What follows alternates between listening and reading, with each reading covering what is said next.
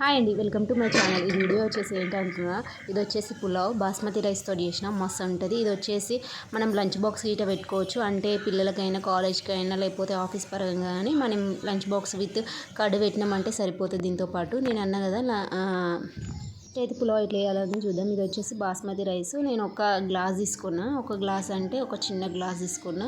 చూడండి, నేను వచ్చేసి పుదీనా, గోకరకాయ, ఆలుగడ్డ, ఉల్లిగడ్డ, మిరపకాయలు గిట్ట తీసుకున్నా. అంటే మనకి ఉన్న వెజిటేబుల్స్ గిట్ట తీసుకోవచ్చు. ఇది వచ్చేసి బఠానీ, అంటే డ్రై బఠానీ తీసుకుని, ఇది వచ్చేసి ఎల్లో బఠానీ, అంటే గ్రీన్ బఠానీ ఇటు ఉంటుంది కానీ ఎల్లో బఠానీ. కొంచెం బిర్యానీ మసాలా టైపు షాజీరా, లవంగ, ఇలాచి ఇవన్నీ వేసుకోవచ్చు.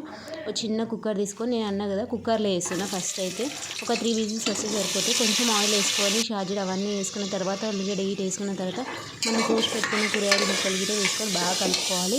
నిజంగా చెప్తున్నా, మన ఇంట్లో ఉన్న కూరగాయలు గిట్ట వేసుకోవచ్చు, మన ఇష్టం ఏదైనా వేసుకోవచ్చు. ఇంకా క్యాప్సికమ్ వేసుకుంటే ఇట్లా బాగుంటుంది, క్యారెట్ అని ఆ తాను ఉన్న కాడికైతే నేను కూరగాయలు వేసిన. ఇవి చూడండి, ఇవి కొంచెం బాగా వేగిన తర్వాత కొంచెం సాల్ట్, మనము బఠానీ గిట్ట నానబెట్టి పెట్టుకున్నాక ఆ బఠానీ గిట్ట వేసుకోవాలి.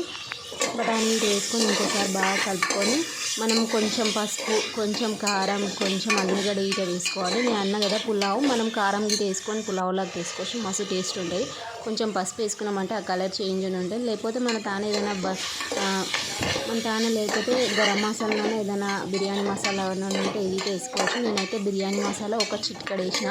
అంటే కంపల్సరీ ఇష్టం ఉంటే వేసుకోవచ్చు, లేకపోతే లేదు. అంటే మసాలా అంటే ఇష్టం లేని వాళ్ళు గిట్ట బిర్యానీ మసాలా గిట్ట వేసుకోవచ్చు. నేనైతే బిర్యానీ మసాలా వేస్తున్నా. నేనైతే ఎప్పుడన్నా వేయాలనుకుంటే ఇది కొంచెం ఒక చిటికెడు వేస్తా బిర్యానీ మసాలా. వేసుకున్న తర్వాత మనం నానబెట్టుకున్న బియ్యం గిట్ట వేసుకొని బాగా కలుపుకోవాలి. బాగా కలుపుకున్న తర్వాత ఒక గ్లాస్కి ఒక 2 గ్లాసెస్ అయితే సరిపోతుంది వాటర్. బాస్మతి రైస్ కదా కొన్ని ఎక్కువనే పడుతుంది. అదే నార్మల్ రైస్ అయిందనుకో 1.5 వేసి సరిపోతుంది.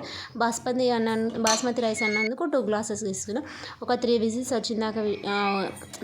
వచ్చిందాక పెట్టి తర్వాత అది కొంచెం 3 విజిల్స్ అయిపోయినాక ఒక 10 మినిట్స్ ఆగి మనం కుక్కర్ మూత తీయాలి. ఎందుకంటే మనకి రైస్ అనేది పొల్లు ఉంటుంది. చూడండి, నేను అన్నా కదా నేను ఆలు గీట వేసుకున్నా కదా మస్తు ఉంటుంది. ఆలు గీట వేసుకుంటే ఆల్మోస్ట్ కంప్లీట్ అయ్యింది. ఇది వచ్చేసి నేనైతే మెయిన్ అయితే లంచ్ బాక్సే కడతాను. ఎప్పుడన్నా ఇన్స్టెంట్గా అయితే ఇంట్లో ఎప్పుడన్నా బిర్యానీ టైప్ అయినా చేసుకుంటాం, కానీ నేను లంచ్ బాక్స్ కాబట్టి పులావ్ చేస్తా.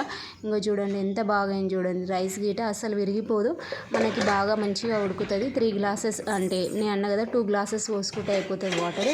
ఒక 1:2 పోసుకుంటే అయిపోతుంది. చూడండి, ఒక 1 గ్లాస్కి 2 గ్లాసెస్ వాటర్ అయిపోతే సరిపోతే. చూడండి, ఆల్మోస్ట్ చూడండి ఎంత మెత్త ఉడికిపోయింది. మనకు రైస్ అయితే మనకి నిజంగా చెప్తున్నా బిర్యానీ తిన్న ఫీలింగ్ ఉంటుంది.